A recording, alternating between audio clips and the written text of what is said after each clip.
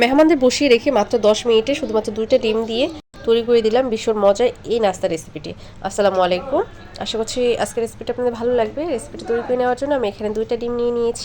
চাইলে ডিমের পরিমাণটা বাড়িয়ে নিতে পারেন, সেক্ষেত্রে নাস্তার পরিমাণটাও বেশি হবে। আমি 2টা ডিম নিয়েছি। ডিমটা আগে থেকে খুব ভালোভাবে সিদ্ধ করে নিয়ে তারপর খোসাটা ছাড়িয়ে এবার গ্রেটারের সাহায্যে গ্রেট করে নিয়েছি। 2টা ডিমে এক পদ্ধতিতে গ্রেটারের সাহায্যে গ্রেট করে নিলাম। গ্রেট করে নেওয়া হয়ে গেছে। এবার এর মাঝে অন্যান্য উপকরণগুলো দিয়ে দিব। প্রথমেই দিয়ে দিচ্ছি পেঁয়াজ কুচি। আমি এখানে 2টা মিডিয়াম সাইজের পেঁয়াজ কুচি নিয়েছিলাম, সেটা দিয়ে দিচ্ছি। এরপর দিয়ে দিচ্ছি 2টা কাঁচামরিচ কুচি, তবে ঝালটা আপনাদের পছন্দ অনুযায়ী দিয়ে নেবেন। একদম সামান্য পরিমাণ মরিচের গুঁড়া, সামান্য পরিমাণ হলুদের গুঁড়া দিয়েছি শুধুমাত্র সুন্দর একটা কালারের জন্য। দিয়েছি হাফ চামচ পরিমাণ গরম মশলার গুঁড়া, হাফ চামচ পরিমাণ জিরার গুঁড়া আর পরিমাণ মতো লবণ। এরপর দিয়ে দিচ্ছি 2 চামচ পরিমাণ ব্রেড ক্রাম্বস। অবশ্যই ব্রেড ক্রাম্বস কিংবা বিস্কুটের গুঁড়াটা দেওয়ার চেষ্টা করবেন, এতে করে এটা খেতে অনেক বেশি ভালো লাগে। এরপর দিয়েছি 1 চামচ পরিমাণ কর্নফ্লাওয়ার। এবার হাতের সাহায্যে সব কিছু একত্রে খুব ভালোভাবে মিশিয়ে নিচ্ছি। আর মিশিয়ে নেওয়ার এই পর্যায়ে দিয়ে দিচ্ছি ম্যাগি মশলা। এটা দিলে এর স্বাদটা অনেক বেশি ভালো আসে। এবার আবার সবকিছু হাতের সাহায্যে খুব ভালোভাবে মিশিয়ে নিয়েছি। সবকিছু একত্রে খুব ভালোভাবে মিশিয়ে নেওয়া হয়ে গেলে এটাকে একটা সাইডে রেখে আমি এখানে আরেকটা পাত্র নিয়ে নিয়েছি। তাতে নিয়ে নিয়েছি 1/4 কাপ পরিমাণ আটা, আর দিয়েছি সামান্য পরিমাণ মরিচের গুঁড়া, সামান্য পরিমাণ লবণ। এবার এটা দিয়ে একটা পাতলা বেটার তৈরি করে নেব। তার জন্য কিছুটা পরিমাণ পানি দিয়ে একটা কাঁটা চামচের সাহায্যে একটু মিশিয়ে নিচ্ছি। এরপর একটা পাতলা বেটার তৈরি করে নিচ্ছি। ঠিক এরকম ঘনত্বে একটা বেটার তৈরি করে নেব।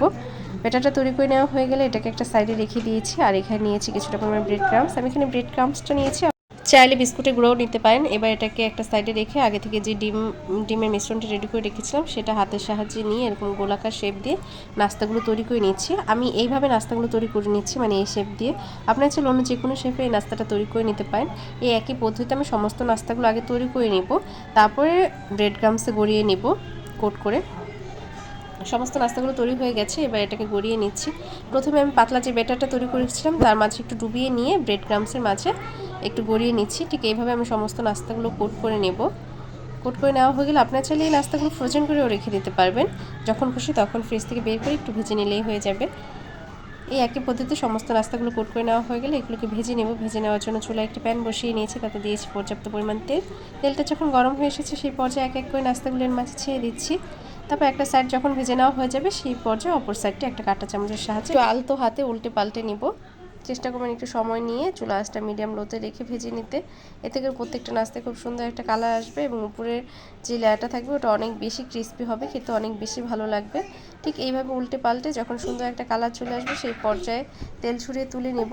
এরপর একটা সার্ভিং প্লেটে সার্ভ করে নেব। এবার যে কোনো ধরনের সসের সাথে পরিবেশন করুন। আশা করছি আজকের রেসিপিটা আপনাদের ভালো লেগেছে। যদি ভালো লাগে অবশ্যই লাইক কমেন্ট শেয়ার করবেন।